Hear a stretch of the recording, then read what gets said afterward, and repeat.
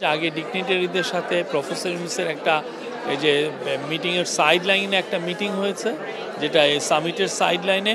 ওইখানে উনি কাতারি যারা ডেভেলপমেন্ট, যারা সিনিয়র অফিসিয়াল আছেন, মিনিস্টার আছেন, কাতারের টপ ডিগনিটারি যারা আছেন তাদের সাথে কথা হয়েছে, এবং বিদেশের থেকে অনেকে আসছেন, অনেকে মিনিস্টার আসছেন, যারা ডিগনিটারি এখানে আসেন তাদের সাথে ওনার একটা প্রথম দিকে একটা মিটিং হয়ে গেছে, যেটা ছবি আপনারা দেখেছেন যে আমরা শেয়ার করেছি। তারপরে 9টার পরে যেটা হয়েছে যে সামিটটা শুরু হয়েছে। সামিটে খুব ওপেনিং সেশনেই প্রফেসর ইউনূসের একটা বড় বক্তৃতা ছিল। উনি 20 মিনিট, 3 জন ওপেনিং সেশনে মূলত বক্তব্য করেছেন 4 জন। কাতারের একজন মিনিস্টার, কাতারের যে আমিরের বোন শাইখা হিন্দ বিনত হামাদ আল থানি, উনি খুব ইনফ্লুয়েন্সিয়াল। উনি কথা বলেছেন। উনি কাতার ফাউন্ডেশনের প্রধান, তো উনি কথা বলছেন। আর বাইরের থেকে কথা বলেছেন আমাদের chief adviser professor Mohammad Yunus, এবং আপনি জানেন ব্রিটিশ অ্যাক্টর, খুব নামকরা অভিনেতা ইদ্রিস আলবা। ইদ্রিস আলবার সবচেয়ে বড় জিনিস হচ্ছে ইদ্রিস আলবা কিন্তু বড় বড় ফিল্মে তো করেনও, অ্যাট দ্য সেম টাইম উনি কিন্তু আফ্রিকা ওয়াইড একটা চ্যারিটি করেন। এই চ্যারিটিটা খুব নাম করা একটা চ্যারিটি।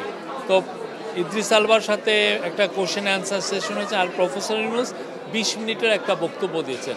ওনার বক্তব্যর মূল বিষয়বস্তু ছিল যে কিভাবে মাইক্রো ক্রেডিট এবং সোশ্যাল বিজনেস কিভাবে মানুষের জীবনকে ট্রান্সফর্ম করে, সেটা বাংলাদেশেই হোক আমেরিকাই হোক, এই পুরো বিষয়টা উনি তুলে ধরেছেন। এবং এটা কিভাবে মানুষকে হোপ যোগায়, এই জিনিসটা। এবং উনি এটাকে আরও যাতে মানুষ যাতে এটা দোরগোড়ায় যাতে পৌঁছে যায়, পৃথিবীতে যাতে সোশ্যাল বিজনেস আরও আমরা শুরু করতে পারি। সোশ্যাল বিজনেসের মূল যে কনসেপ্ট, যে স্পেসিফিক একটা ইস্যু ধরে, একটা প্রবলেম ধরে, প্রবলেমকে সলভ করার জন্য একটা সোশ্যাল বিজনেস করে, এগুলো নিয়ে উনি 20 মিনিটের একটা, আমি বলি যে চমৎকার একটা ভাষণ দিয়েছেন। আমরা এটার ভাষণের কপি আপনাদের সাথে শেয়ার করবো। বাট এইখানে যেটা হচ্ছে যে ওরা অত বেশি আমরা দেখলাম যে এটা বাইরে ফল আউট চাচ্ছে না। এটা খুবই ক্লোজ ডোর একটা ইভেন্ট, বাট প্রচুর বাইরে থেকে প্রচুর লোক আসছেন, আফ্রিকার অনেক লিডার আসছেন, অনেক মিনিস্টার আসছেন।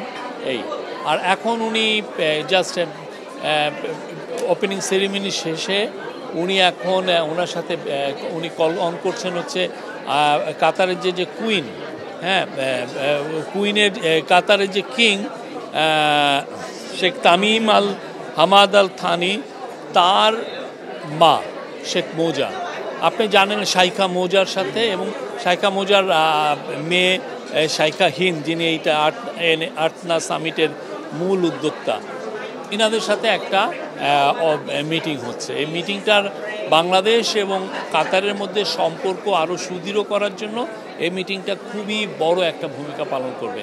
শাইখা মৌজা আপনি জানেন কি না, পুরো আরব ওয়ার্ল্ডে উনার চেয়ে পাওয়ারফুল ওমেন আর নাই। উনি খুবই পাওয়ারফুল ওমেন। উনি একক নেতৃত্বে এই কালচারে কাতারে বা পুরো আরব ওয়ার্ল্ডে যেই ধরনের কালচারাল এস্টাবলিশমেন্ট করেছেন, এটা অতুলনীয়।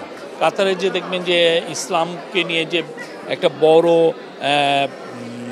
তারা মিউজিয়াম করেছে, তারপরে কাতারে আপনি দেখবেন যে বড় বড় আমেরিকান বড় বড় ইউনিভার্সিটির শাখাগুলো এসে কাতারে সেট আপ হয়েছে।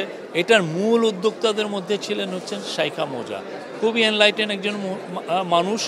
পুরো আরব ওয়ার্ল্ড তাকে রিভিয়ার করে, খুব তাকে সম্মান করেন।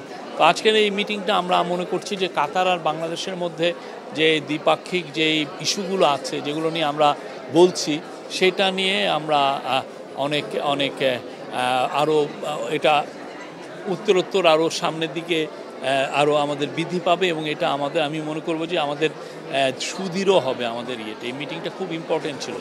আরেকটা সুখবর আপনাদেরকে দেই, সেটা হচ্ছে যে আপনারা জানেন বাংলাদেশের সোলজাররা কুয়েতে কিন্তু অনেক বছর ধরে তারা এসে ডিউটি করছেন, সেই গালফ ওয়ারের সময় থেকে। কাতার আমাদেরকে জানিয়েছে তারা বাংলাদেশের থেকে 725 জন সোলজার নেবে। এটা পার্মানেন্টলি প্রতি 3 বছর পর পর এই যে এরা একটা ব্যাচ আসবে 3 বছর, তারপরে আবার এবং আমরা চাচ্ছি যে এই নাম্বারটা যাতে আরও বেড়ে 1600 বা আরও বেশি করা যায়, এবং এটা আমাদেরকে জানিয়েছে। আমাদেরকে আমাদের যে মিলিটারি সেক্রেটারি উনি বললেন, মিলিটারি সেক্রেটারি SSF এর যিনি প্রধান এখানে, এনারা দুইজন আমাকে সকালে জানলেন। এটা আমাদের জন্য খুবই, কেননা এখানে যে স্যালারিটা একজন সোলজারের স্টার্টিং স্যালারি 2.5-3 লাখের মতো। এটা 2 মাসের মধ্যে আমরা পাঠাতে পারবো আমরা আশা করছি। এবং সামনে আমরা আরও তো অনেকগুলো ইস্যু আছে। কাতারে আমরা আরও বেশি শ্রমিক পাঠাতে চাই। তার কাতারের সাথে আমাদের আজকে আরেকটা বড় মিটিং হচ্ছে, কাতারের এনার্জি মিনিস্টারের সাথে আমাদের একটা বড় মিটিং হবে। সেখানে চিফ অ্যাডভাইজার নেতৃত্ব দেবেন। সেখানে আমাদের যে energy adviser doctor Fouzul Kabir Khan উনি থাকবেন, আমাদের এনার্জি সেক্রেটারি আছেন। কাতার হচ্ছে পৃথিবীতে LNGর জন্য নাম্বার 1 কান্ট্রি। তো কাতারের থেকে আমরা যাতে LNGতে, কাতারের সাথে আমাদের অলরেডি একটা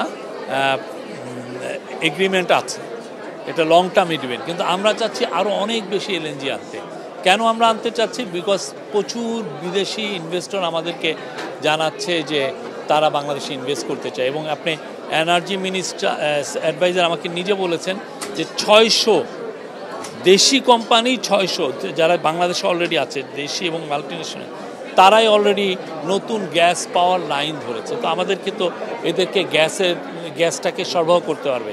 আর আমাদের নিজস্ব যেটা গ্যাস সেটা তো ডিপ্লিটিং, এটা কমে যাচ্ছে, যেটা আমরা ইয়ের থেকে পেতাম আমাদের অনশোর বা অফশোরের এক্সপ্লোরেশন করে।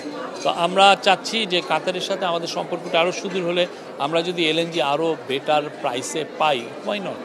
আমরা এই বিষয়ে কাতারের সাথে আমাদের খুব ভালো হবে।